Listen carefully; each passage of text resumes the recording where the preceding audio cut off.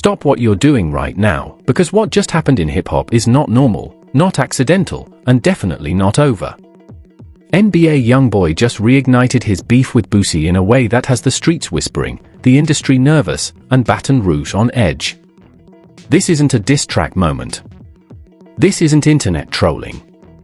This is the kind of move that reopens old scars, drags buried names back into the light, and turns squashed beef into something dangerously real. For months, fans thought the tension was dead. Phone calls were made. Peace was allegedly brokered.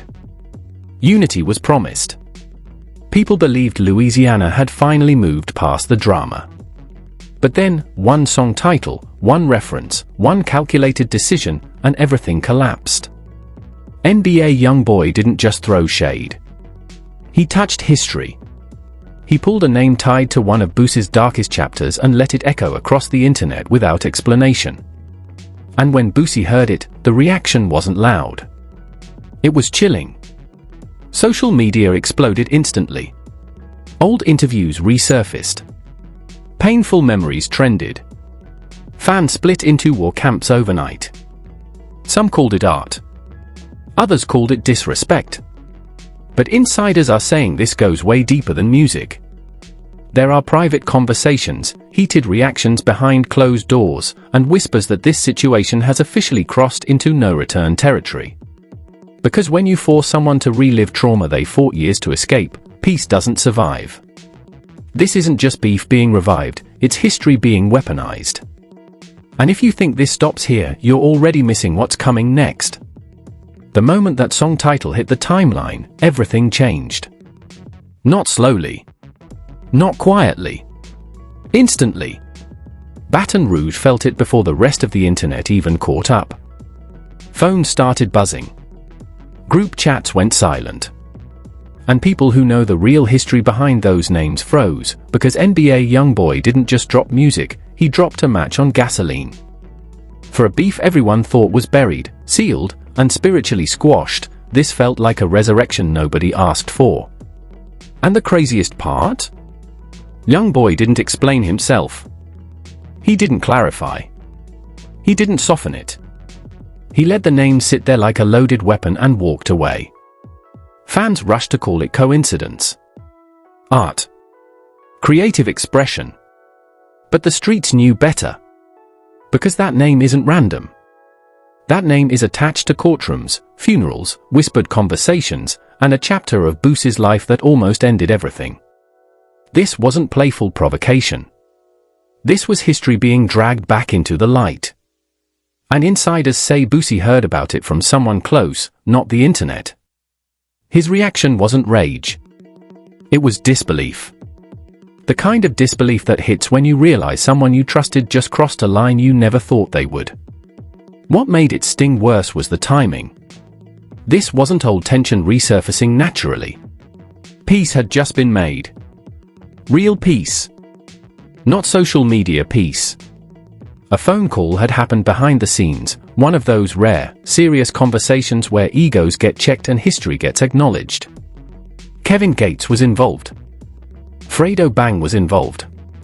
Louisiana royalty on one line, trying to finally dead something that had been dividing the city for years. Boosie was dealing with legal stress, family pressure, and emotional exhaustion, and that call mattered to him. He believed it. He thought the page was turned. Then NBA YoungBoy turned it right back. Clips from old interviews instantly resurfaced, but now they hit different. Boosie talking about respect. Boosie saying he doesn't diss the dead. Boosie explaining that some lines, once crossed, can't be uncrossed. Fans who never paid attention before suddenly leaned in. Younger listeners were shocked when they learned what that name represented. Older fans felt sick because they remember the trial, the headlines, the possibility of the death penalty. This wasn't ancient history. This was trauma Boosie had survived, barely. Social media erupted into chaos. Twitter split into sides within minutes. One camp praised YoungBoy for being fearless, unapologetic, untouchable. The other accused him of betrayal, of disrespecting peace, of weaponizing pain for symbolism. TikTok creators started breaking down Baton Rouge street history like it was a documentary series, connecting dots most fans never knew existed. Comment sections turned into battlegrounds. And through all of it, YoungBoy stayed silent. No caption. No interview. No explanation. That silence didn't calm anything. It made it worse. Then came the first wave of alleged insider leaks. Messages started circulating, claiming Boosie felt blindsided. One screenshot showed a message reading, "I thought we was past this."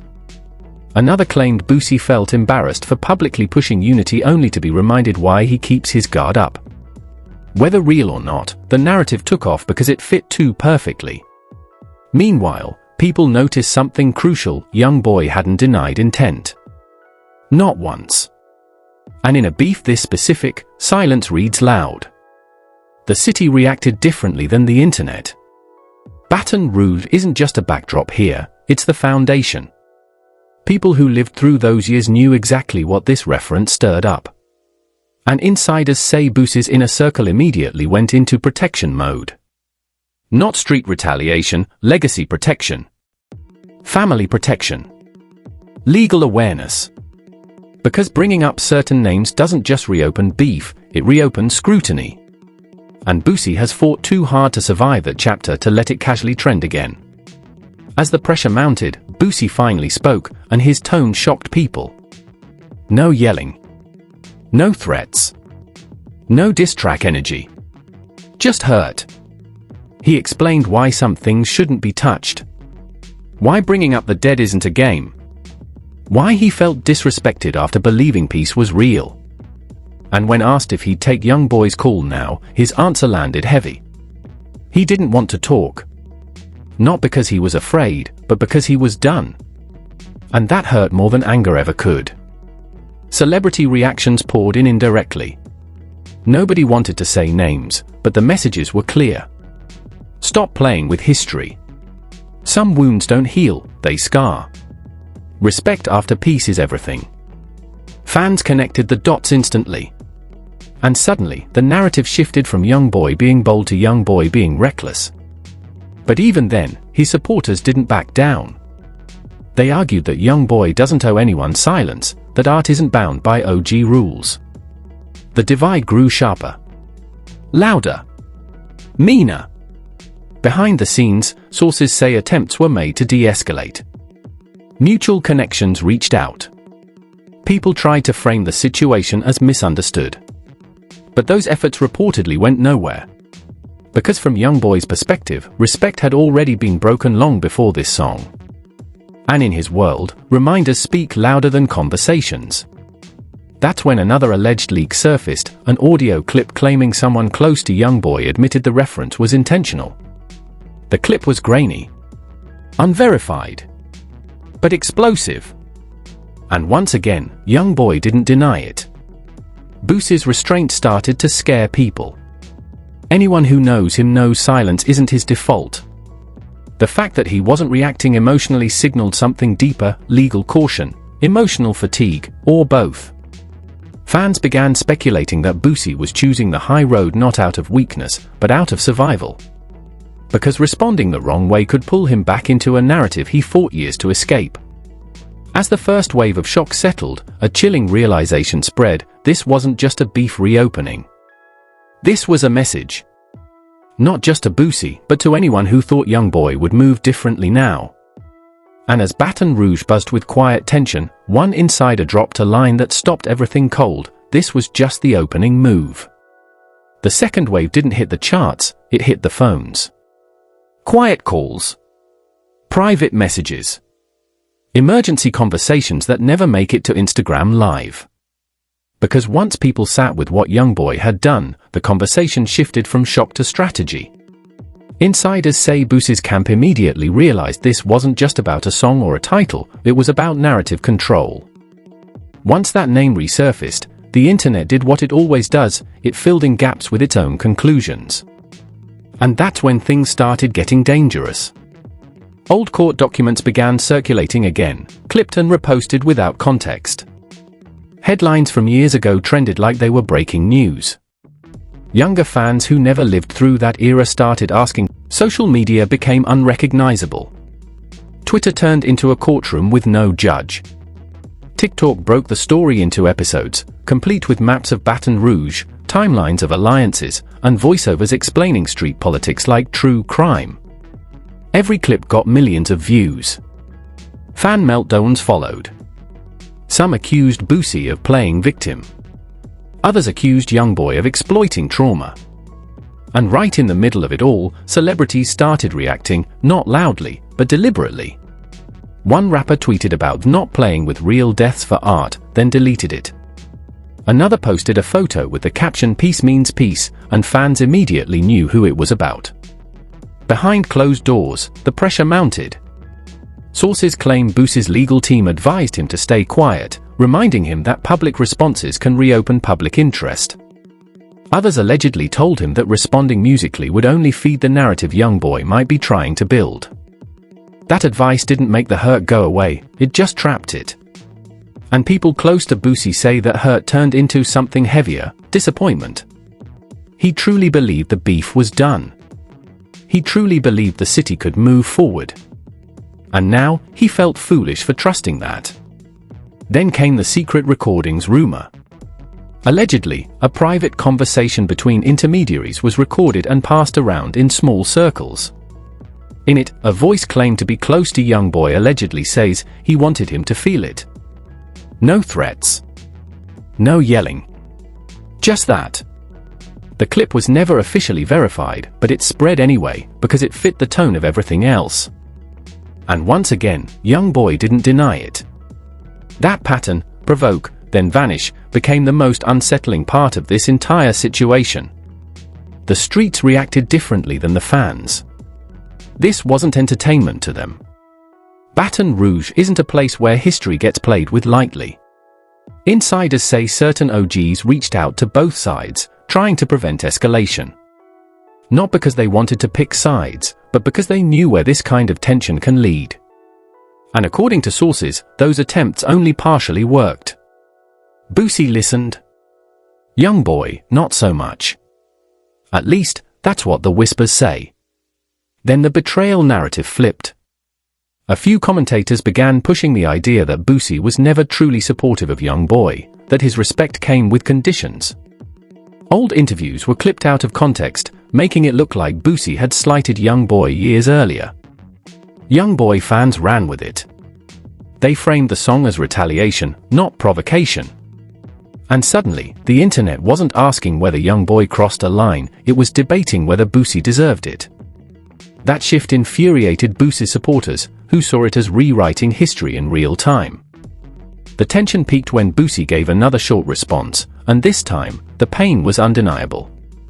He didn't name YoungBoy, but he spoke about betrayal after peace, about trusting words that didn't hold weight, about protecting his family from narratives that never die. His voice wasn't angry, it was tired. And that tiredness scared people. Because tired men don't rant. They withdraw. And withdrawal in a situation like this creates a vacuum. YoungBoy's camp allegedly noticed the shift too. Sources say there were internal debates about whether to clarify or double down. Some felt the backlash was spiraling. Others believed backing down would look weak. And that's when another rumor ignited everything again, that YoungBoy had more music coming, and that at least one unreleased track contained another coded reference. No proof. No snippets. Just whispers. But whispers are enough when the room is already on fire. As the night went on, fan pages started posting countdown graphics. Reaction channels promised bombshell updates. The story took on a life of its own, completely detached from control. And in the middle of all that noise, one source close to Baton Rouge street politics dropped a chilling statement in a private forum that quickly leaked, "You'll think this is loud now. Wait until somebody feels disrespected in silence." That line froze the conversation. Because everyone understood what it meant. Silence isn't peace. Sometimes it's preparation. And as Boosie stayed quiet and YoungBoy stayed unreadable, the tension thickened. No diss tracks. No apologies. Just unresolved energy sitting between two Louisiana legends with too much history for this to stay simple. By the time dawn hit, one thing was clear: this wasn't cooling off. It was settling into something deeper, heavier, and far more unpredictable. And just as people started asking who would break first, an insider dropped a final tease that sent chills through the timeline: the next move won't be music. By the time that line surfaced, the next move won't be music, the tone of the entire situation turned ice cold. Because in hip-hop, silence can be louder than a diss, and restraint can be more dangerous than rage. Insiders say this is where everything shifted behind closed doors. No studios. No snippets. No sneak disses. Just real conversations happening in rooms the internet will never see. And the people in those rooms understood one thing very clearly: this had officially moved beyond entertainment. Sources close to Baton Rouge claim Boosie's camp went into full lockdown mode. Not panic, precision. Family first. Lawyers looped in. Old contacts called. Not to escalate, but to contain.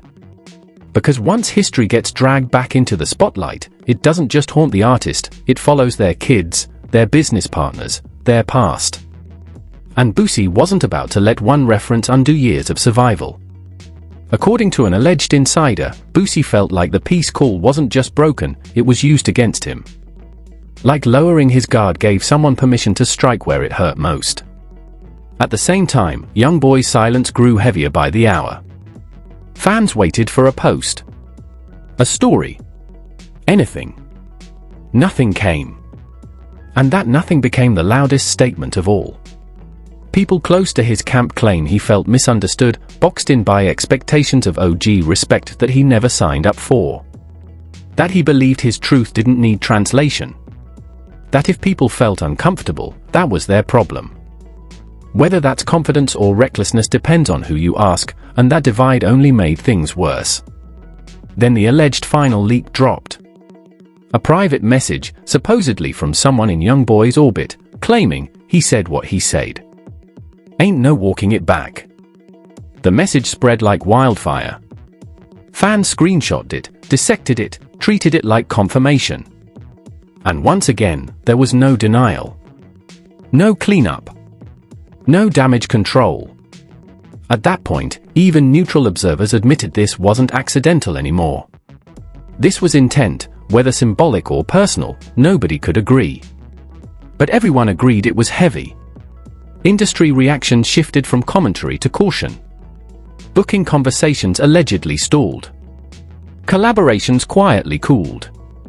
Nobody wanted to be adjacent to something that felt this volatile. Not because of fear, but because nobody wanted to be misinterpreted as choosing sides. Even Baton Rouge artists stayed quiet, and that silence spoke volumes. When a city goes quiet, it's because everyone's listening. Boosie finally addressed the moment again, and this time, there was no softness. No explanations. Just clarity. He spoke about boundaries. About how peace isn't performative. About how once certain doors close, they don't reopen.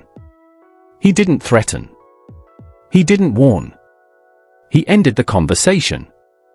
And for people who know Boosie, that ending felt final in a way words never could. YoungBoy's supporters doubled down, framing the entire situation as proof he can't be controlled, can't be censored, can't be boxed in by history that isn't his. But even some fans admitted the energy felt different now. Not triumphant. Not rebellious. Just heavy. Because when your art starts reopening real trauma for real people, the applause gets quieter.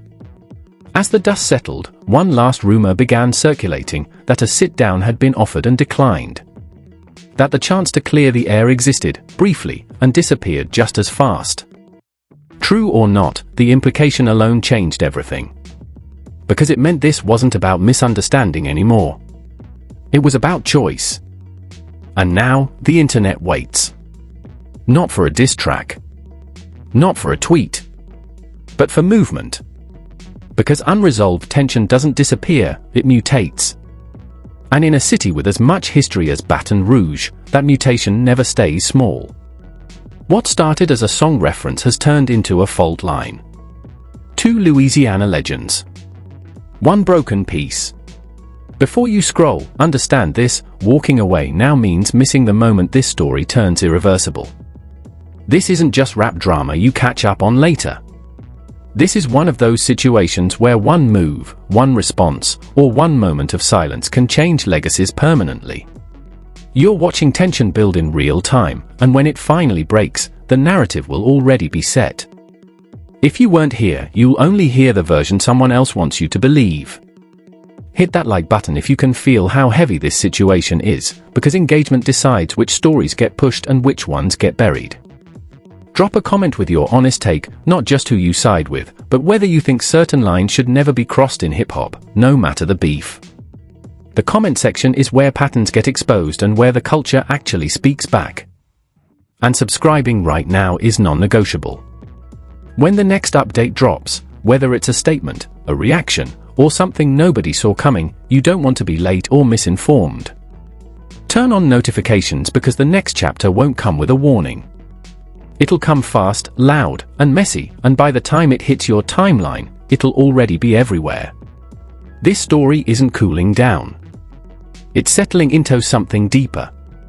And once things reach that point, there's no rewinding it. Stay locked in, stay watching, and stay ready, because when this situation moves again, you'll want to say you saw it coming.